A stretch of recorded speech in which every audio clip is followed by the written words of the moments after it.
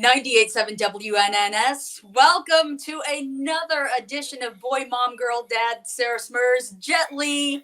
And this is a very special edition. We have got the girl dad to be, Mr. Kyle. What's up, Kyle? Hey, guys. Thank you for letting me join your podcast. Really looking forward to it. Yeah, absolutely. So you are going to be a dad. Wait, when's the due date? Oh, we are in I say we're in sort of the countdown to launch window. She's 35 weeks today, so we're looking at about 4 to 5 weeks. So, all right on, man, right on.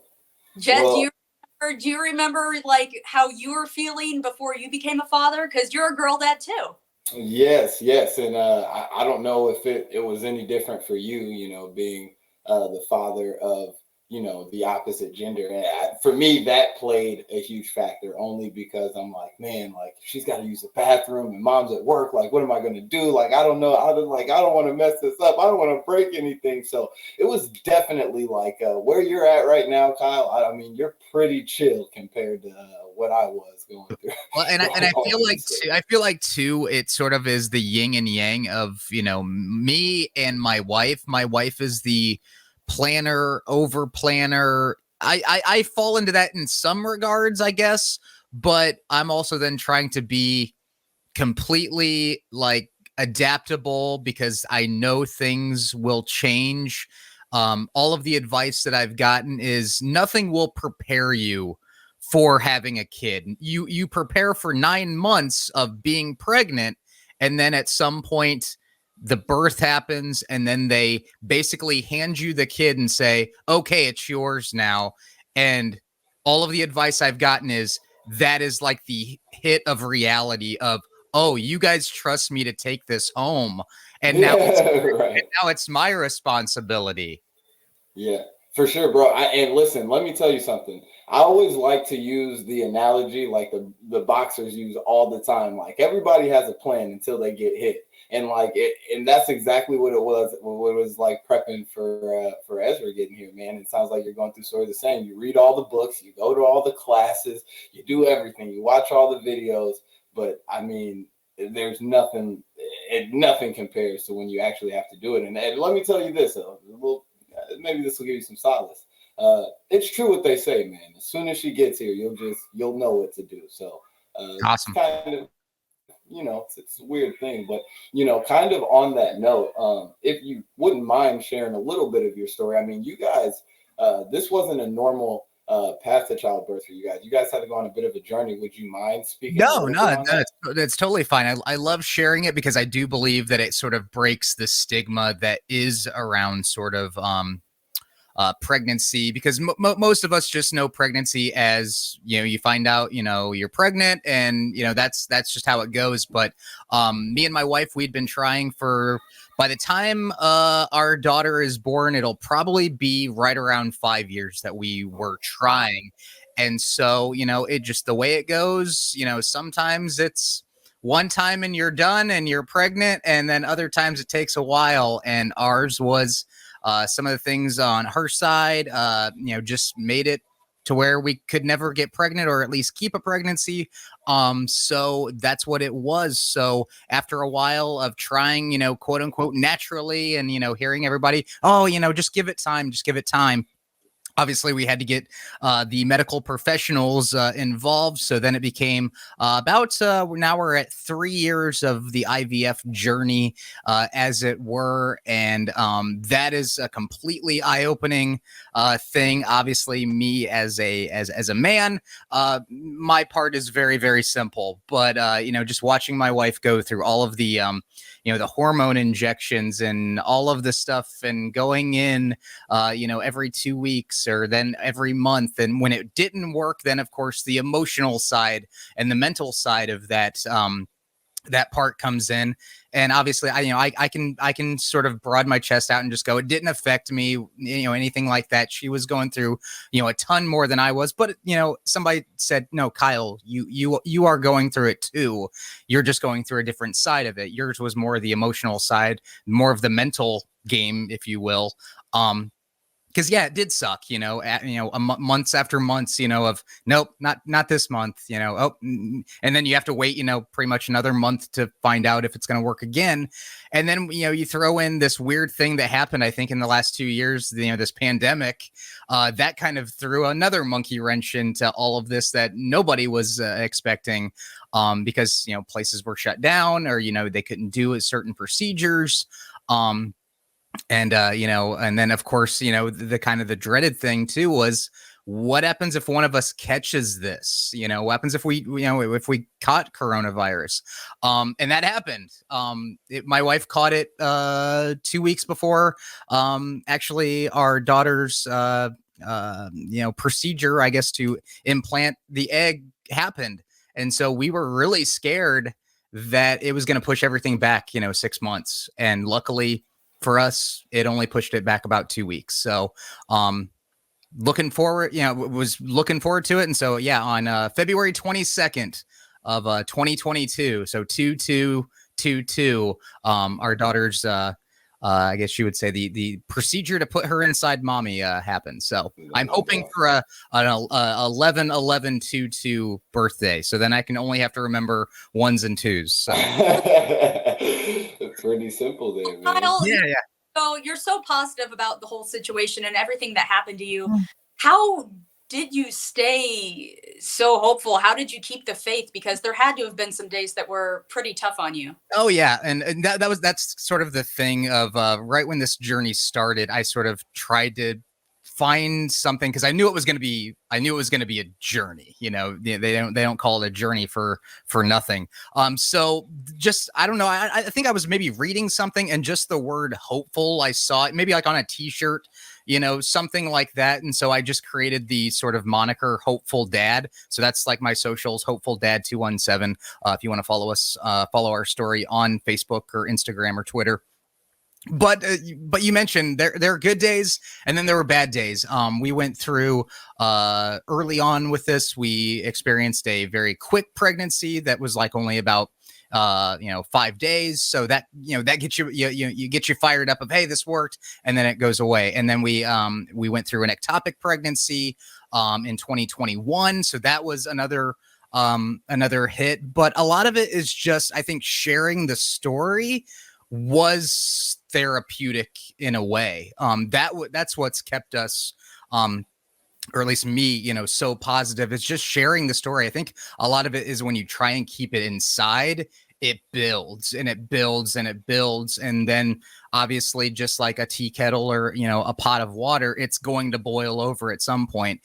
So I think just sharing those stories, and then also then finding out that a lot of people go through this, and also too, just the amazing medical professionals that we've had, at SIU and at the places that we've gone to, just them sharing stuff, their stories, and then kind of connecting with people in our community. Actually, funny enough, me and my wife became actually really good friends with another couple who was on the same journey that we were. And funny enough, their daughter is due 4 days after ours. Wow. We got pregnant right at the same time, and we've just stayed together with that. So I think it's always kind of having a buddy, which obviously, my wife with her friend, and then me with the husband, because what we would usually do sometimes is, while my wife and her friend would be going and doing their treatments, me and Cody would actually just, meet up at Anvil and Forge, or we would go someplace, because there was nothing really for us to do other than wait. And so just being able to talk to people, and just sort of breaking that stigma that goes along with it, because it is a weird thing, because pregnancy, I think, kind of has a little bit of those taboo type things with it. Obviously we all know how babies are made. So there's kind of the, okay. And, and obviously it gets into people's personal lives, and whether they want kids, whether they don't want kids, and all of that stuff. So, but I think sometimes too, it was just talking about it. And there's a lot of funny moments too. I mean, Sarah, you're a mom, going through pregnancy, you experience things that you've never thought you would have to experience. And obviously for guys, we're kind of just there to witness it and be a Just be supporter. there. Like be there, but stay out of the way at the same time. Yeah. I like that, Jet. Be there, but stay out of the way. Yeah, I think that's a shirt that I think that I think should be made. Yeah, be there and stay out of the way. No, for sure. Well, you talk about this journey, and I was wondering if real quick, if there were any resources that you might be able to share with somebody out there that might be kind of going through this, some people that they may call if this is a path that they so choose. Yeah, a lot of ours were there's a ton of great podcasts out there because obviously we live in the podcast world. We're on a podcast right now. So I would definitely just search your local just your Spotify's, whatever your platform of choice is for just IVF, pregnancy, you'll find a ton of them out there because there are a ton of them out there. I would just recommend or suggest, and we've actually been told this by our professionals over at SIU, is obviously not everyone's story is the same. So don't take somebody else's story as gospel or as, well, this happened to her and I'm not seeing the same results, so there must be something wrong with me. It's not that way at all. Everybody's body is different. It reacts to, medicines and all the other stuff totally different. So each case is very unique to itself, but you can kind of start to, Katie definitely felt a little bit more at ease, hearing somebody else say, oh, I went through this. And, obviously sometimes you don't want to talk about the things that maybe might be uncomfortable. But then when you would hear somebody say something that what you were going through, she would go, okay, I'm not alone in this or anything like that. So definitely search, the podcast directories. Obviously I would say Google, but also know that Google is only going to give you, it's like, going to, WebMD, if you have a headache, somehow you find out that, you have some inoperable, brain tumor, and you can maybe kind of send yourself down a road that you shouldn't actually go down. But and actually, whoever you're working with, talk with them because they obviously have tons of resources as well. But I would definitely, we started with the podcast route because that was, 5 years ago, we started listening to podcasts and stuff like that. So, and those are easy because you can listen to them on your way to work or, wherever you're going. That's dope, man. Well, first of all, I really appreciate you sharing your story, man, coming on and doing that. And one more time, can you please give out the social so for anybody that wants to follow that journey? Yeah, absolutely. We're on. I'm on Facebook, Twitter, Instagram. It's at Hopeful Dad 217 at Hopeful Dad, and we share the weekly updates. But if you go back in there, you can see the days when we were doing the shots at 2 a.m. and doing all that fun stuff that I'm hoping that when our daughter is here, we can definitely I don't want to say make her feel guilty over it, but definitely go, a lot of love and science went into making you. So, so it was awesome. But no, I have questions for you guys because obviously, I'm 4 weeks away from joining the Girl Dad, tribe. So, obviously, Jet, you have, a toddler, I guess, three now? 4. Oh, okay, 4. So, yeah. And then obviously, Sarah, you have almost a teenager, not yet a teenager. He's 11. He's active 15 though. Okay. What would you guys say is your biggest piece of advice going into parenthood? Oh my gosh. Well, I just enjoy it. Embrace it. It's going to change your life in ways you never saw possible. You're, of course, not going to sleep again, but that's okay. I've heard that. A lot of people have been telling me enjoy my sleep while it lasts right now because you'll never get it actually again. Yeah. No, it's very true. Very true. 11 years old now, and I still have moments where I'm up at 2 o'clock in the morning. Did he get his assignment done? Is he? I've heard that actually a gentleman that we both work with at the radio station told me suddenly you'll notice your risk assessment will change. Like if you used to be able to go out and you do something, suddenly you're going, no, I need to get home, because now I have somebody at home Yeah. who relies on me, for that kind of stuff. That is very true. It's very true. And you just, I don't know, you just look at the world different too, man. Like it's weird. And here's also a weird thing, right? Like, yeah, you don't get any sleep. So that is number one. And like Sarah said, even to this point, I can't even imagine now. Bennett's old enough to be going to like sports practices and stuff and drive them all around. Like it's probably crazy. But the even crazier part is to even with Ezra being 4 years old now, bro, is to look back and just think about how fast that even went. Like while you're going through it, it doesn't seem like it's going fast at all. But I mean, bro, like I'm sitting here looking back now and like she's already kind of getting to the point where it's like, hey, you want to do this? Oh no, Dad. Like, no, don't embarrass me, that type of thing. And it's just like it breaks your heart. Already. Yeah, it's like, man, Dad, like what happened to my little baby? Dad, that was so 2 years ago. What are you talking about? Exactly, man. 4 going on 14.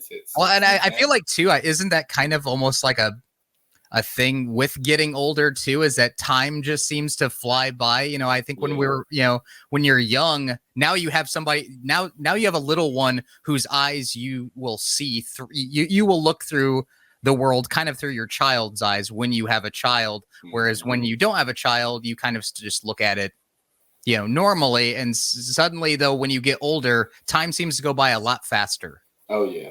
I can't tell you how many times I've been having a conversation with somebody and have started it off with, well, if it were just me, I would. And then you think about how many times you say that and you really think about how just your child alone has reshaped even, being engaged, you both are married. I'm on my way to being married. Like even that, you start thinking for somebody else. But like, it's weird because it's almost like a conscious thing when it's just a significant other. It's just like, I don't know. It's almost like it's just a conscious. With the kids, it's just like no questions asked. Like you just, everything that you do, every decision you make is almost centered around like, okay, baseline, does this affect my kid? How does this affect my kid? And so on and so forth. So it's definitely a beautiful thing. It's a tricky thing, but I will say it's not, once you're actually in it, it's not as scary as you've made it seem to yourself. But it definitely is hard work. But when it comes to something you love, the love, like your heart just grows 10 times bigger. Oh, so it's like the Grinch. My heart will get 3 times. My heart will grow 3 times. I do like what you said though, Jet, because I will self-admittedly, I am an only child, so I have always been called selfish, and it was all about me. So, I think when I heard that I was going to have a daughter, I think the first thing, because what did you feel when you were told you were going to have a daughter? Because I had sort of the mixed. I was really excited, obviously, because we had been trying for so long, but it kind of then became, oh, that's awesome. And then there was like another part of me that went, oh no. I'm scared, but like scared, but like in a good way. I didn't know really how to feel, because my wife looked at me and she's like, how do you feel? And I'm like, I don't know. Like, I'm excited, but also I think boys want to have boys, girls want to have girls. I say that, but not everybody's like that. But I think is it kind of just because that's what boys want to have boys because that's what they know. Girls, they want to dress them up in little dresses. But it was like, okay, I don't know. No, it was definitely that. But I'm gonna tell you why. Like I had that same range of emotions, and then I got to scared, and then I realized like the reason why I was so scared to have a girl, and to this day, like it's something that just it's tenfold, because it's like you look around the world we live in, man. It's 2022, and it's crazy out here. People are crazy, and this is a world that women have had to fight for a lot, are still fighting for a lot, and so just to know that. Like, again, I'm going to use a phrase that I just said, like when it's just me, or I feel like I'm raising a boy, it's like, okay, I know I don't know everything it takes to be a man at this point. Like I'm still learning, you know what I mean? I go through my points, but like at the end of the day, I can teach a young man how to be a man and send him off into the world. Now you be a man, go be a protector, go be a provider. But like with the girl, like like I'm always going to protect Ezra. It's never not going to be a thing. Ezra is going to be 30 years old, and you'll still be she dad. calls me and I'll still be dad. Like that's always going to be my first thought in this world is how to keep my daughter safe. So it's just scary, man, because of the world that we live in. It's an unforgiving world, and you just know now in 2022 you got to work overtime to keep these kids safe in general, but most specifically these little girls. So that was the biggest thing. But it's just you'll love it, man, when she starts getting her little personality, and oh man, it's gonna be a beautiful I know. thing. And it definitely, and I think both of you guys, we just us talking in the hallways at work, definitely. Have you guys hit that moment? I think I know the answer to this, but I want to hear it from you guys. Have you guys hit the moment where you look down at your daughter, your son, and you go, I have a kid that's just like me? Like that old saying of, when your parents used to tell them, I hope you have a kid that grows up to be just like you. Yep. And you look at it and you go, oh no, I'm looking at my kid like that, and I'm saying it. Yeah. You all the time. They get the good parts of you and not the bad parts. So when the bad comes out, even like the bad parts, like even like the because we all grow up and we're all snarky teenagers, and we're all we all go through our phases in life. And so do you ever just look at your kid and just go, and do you kind of sometimes have to maybe take a step back and just go, give them grace, because they don't know everything. We don't know everything, so therefore as a 11-year-old, he doesn't know everything, so you can only kind of guide them in the right path, but obviously they don't know everything. Hey, I had to do it last night. All I'm saying is Ezra caught herself throwing a temper tantrum about something. I don't even know what it was. Oh, but it was very gently. It was very gently. and as she was throwing this tantrum, I kind of in the moment was like, because there was a mannerism that she said or that she used, and I was like, dang, like that's me right there. And so I'm just kind of standing there looking at her, don't know what to say, and then kind of pan over to my left, and then you just got Hannah just standing there looking at me. It was like, yeah, all right, I'll take this one up. Yeah, come on, that's your daughter, Jet. Yeah, so that's your daughter. And and like you said, even for worse, you know what I mean? There are moments that you can always look back on, and me and Hannah probably will sit here tonight and recap the story and just be crying, laughing about it. And so, it all makes for a beautiful story. And then the one other good piece of advice, and I don't remember who told me this, and it may have just been sort of an anecdotal kind of thing, but it was, don't try and be a great parent. That is reserved for what your kid will tell you back later in life. Just try and be a good parent, because we do live in a world where, you can get mommy shamed, you can get daddy shamed. We live in social media world where, all they have to do is catch you at the at a grocery store and the kid's not buckled up, quote unquote, correctly. Right. But everybody else wants to be the parent of somebody else. And it's like, hey, stay in your lane, you do you. But don't try and be a great parent, because we all just need to help each other out. Because you guys would probably know of your kid's probably your kid throws a fit, usually in the worst time ever. You're in a grocery store, you're in a store, you're just trying to get in, you're just trying to get out. And that's usually when the kid has a full meltdown.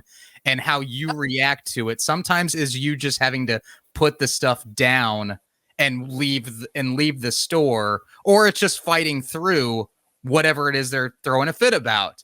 But you have then everybody else looking at you like, how are you going to handle this, Dad? How are you going to handle this, Mom?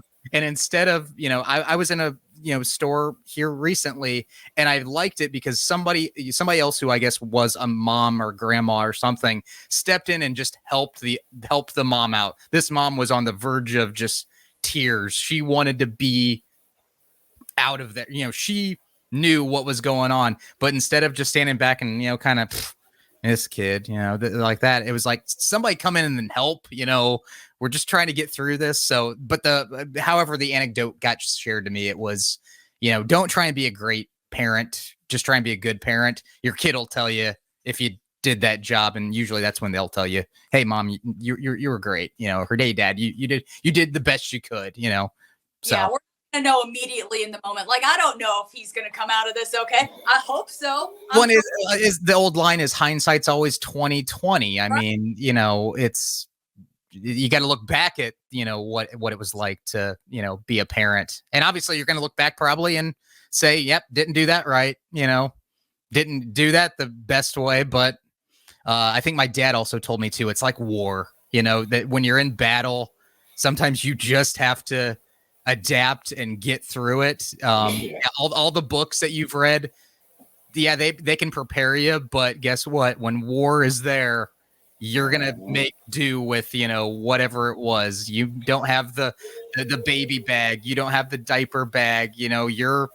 You got just the you got the Kleenex in your pockets, and so you're having to make do with whatever it is you got. So trust me, you will be put in some very weird, uncomfortable, awkward situations in terms of lack of resources. And like I say, man, you'll know what to do. It might not be the cleanest. It might not be the most gratifying on both parties. But you'll remember it. Usually those stories, Jet, don't those make the ones that you look back later and go, yeah, I remember this. Yep. One of Ezra's nicknames, and she'll, this is the internet, so this lives on. So one day she might find this episode of the podcast and kill me for this. But, I call her Duke sometimes, like short for Dookie. And there's a reason for that. And it was one of those times, Kyle, where there was a lack of resources, and I'll save everybody the details. Let's just say the name Duke was born that day. And so you're absolutely right. You're absolutely correct. I mean, everybody's got that story, man. Everybody's got one of them. Well, yeah, I think we all have those stories. I bet if we asked our parents, we have one of those stories. Oh yeah, very true. I don't want to hear mine though. Oh yeah, I know mine, but I think I've probably repressed it, and I don't ever like it when it's brought up. But no, I did want to ask you guys one thing, because Sarah, you asked it when we were talking about, my journey of, obviously there's going to be those times where, life happens but you still got to be a parent. What's the best way to, cope still being a human, obviously, and, but still, take care of yourself and take care of your kid. Yeah, and that's so important too, is making sure that you still have time for date nights. You still have time, if you want to exercise, do something for yourself. Bowling, you still like bowl. I hope you bowling. I hope you keep up with all of those things, because it's so important for your mental health. Because you absolutely, mom or dad 24/7, there's still other parts of you that you need to develop and you need to discover. You need to, Yeah, and it's tough. It is, you know what I mean? And especially when, like you say, life happens, and it's like, man, this on top of, all right, we still got to get the kid to school today, still got to pick the kid up, still got to do this. I still got to go to work. And if I, understand your question, it's like, now I get home at the end of the day, and how am I supposed to even just I'm supposed to figure out how I'm going to do this again tomorrow?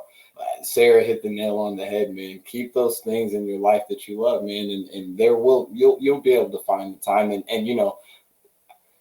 we love you, grandparents, but come on, man, that's what grandparents are for. They're going to shower that kid with so much love that you're definitely, they're going to want to love on that baby so much. And I think that's one of the biggest blessings for us. You know what I mean? It's true what they say when they say it takes a community, right? And as long as you've got a solid community around you, I can guarantee you that they'll afford you some time to be able to, just be to yourself and just decompress, however that may be, whether you need to go into a room for 5 minutes and scream into a pillow, if that's all you need to get it out. But yeah, man, just keep hold of those things, and because there will be a point where you get so caught up and wrapped up in being a parent and just being that family man, where it's like, all right, 1 month without bowling turned into 2, turned into 3, turned into 4. And that's not even necessary. That's just you more or less like going through your flow of everyday life. And so that's one of those things that whenever you can make time for that, you know what I mean? Continue to make time for that as regularly as possible, man, because that's the type of stuff that will keep you sane, bro.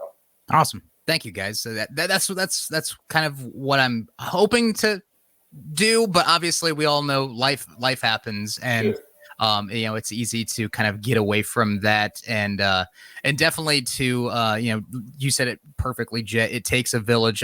Luckily, me and my wife have my parents and her parents live within a 4-block radius, so awesome. it's one of those. It's one of those things that we'll share it. And I think the meme that goes around every so often is grandparents are great because they'll take the kid, but then they give it back to you, a little bit. So yeah, but yeah, no. So it's one of those things of I'm looking forward to it. It's a new challenge that I'm looking forward to. Yeah, no, that's awesome, man. I can't wait to meet baby EJ. Hope the wife is doing okay at this point. She's over being pregnant. I can tell you that. Well, I would imagine about this time pretty much. Right. At what point were you over being pregnant, Sarah? You can say from experience. Do you get about 8 months and then it was the worst. Bennett was due on May 4th. And I was walking around Washington Park just screaming expletives like, come on! Get the bleep out of here right now! If you think this is going to be pretty when you come out of here, it's not. No, hey, listen. It's definitely the thing of I can see the moods changing. Like you can just see like sometimes Katie will be in a very happy mood. And then suddenly it is like it turned because her feet have swelled up. Her carpal tunnel is kicked in. Oh yeah. And and then you just have to sort of, be the supportive, spouse, significant other of, can I get you anything? But kind of like Jet said in the beginning, be there, but kind of stay out of the way sometimes, because that sometimes is the best thing. And obviously communication just gets amplified that much of what can I do to help? And if it is nothing, then okay. You said nothing, so I'm going to walk away now. But then 5 seconds later, if she wants a pickle with some peanut butter on it, you don't even question it, man. You get that Jiffy out and you just get the spreading, okay? Sarah, did you have any weird cravings? I was really big on Rice Krispies. Like cereal was my thing. I love the cereal Rice Krispies. Okay. Yeah. Was that the sugar, no sugar? Was that the was that the just the original like Snap, Crackle, and Pop? Because because you guys, we're all in the same age bracket. Do you guys remember the Rice Krispie Treats cereal where it was like all like clumped together? And I wasn't a fan. I wasn't a fan. I would polish off a box of that. It was also kind of like I feel like Captain Crunch because it tore your mouth up horribly. And then you would eat the next day and you'd have like cuts on your mouth. But of course, you're a kid. It's the best pain throwing ever. It in there, man. It was worth it. It was worth it. Yeah. It was battle scars when you're a 10-year-old of I ate Captain Crunch and, tore my mouth up. So. No, for real, man. But hey, once again, man, thank you so much for joining us. We really appreciate you telling your story. And real quick, Sarah, before we get out of here, I want to make mention because Kyle is also on the board. And are you Real Men Wear Pink as well? I am. Yes. All right. Yeah. So Kyle and I are both Real Men That Wear Pink ambassadors for the American Cancer Society again this year. Kyle's also on the board. So, thanks for all you do, with the organization and to help raise money, man. That's awesome. And so just want to make mention of that on the podcast to all of our viewers, to all of our listeners. So we'll be keeping you guys updated on where you guys can show up, how you can get involved with the fight. We'll be at Obed and Isaac next Wednesday. Yeah, we'll be at Obed and Isaac's on Wednesday, October 12th from 5 to 7. We will have the giant pink chair, so you guys can come on out and get your photos taken. That's always a fun time. And then also Obed and Isaac's will have their cups that change from just clear, translucent into pink when the ice cold beer is poured into that. And so you can buy those for $1, and those funds actually will help out Jet's campaign and go to the American Cancer Society. So please come out to Obed next Wednesday. I'd love to meet you. It's always great putting a face with a name because I see people interact on socials all the time. So it'd be great to finally meet you. So come on out and All right, sorry, Sarah. That's all I had to. Oh, get not that at out. all. Shameless plug. No, do it, man. Shameless plugs. Do them all. all the plugs. Kyle, it was an honor and a pleasure. Thank you so much for being on our podcast. Thank you, guys. I'll see you tomorrow.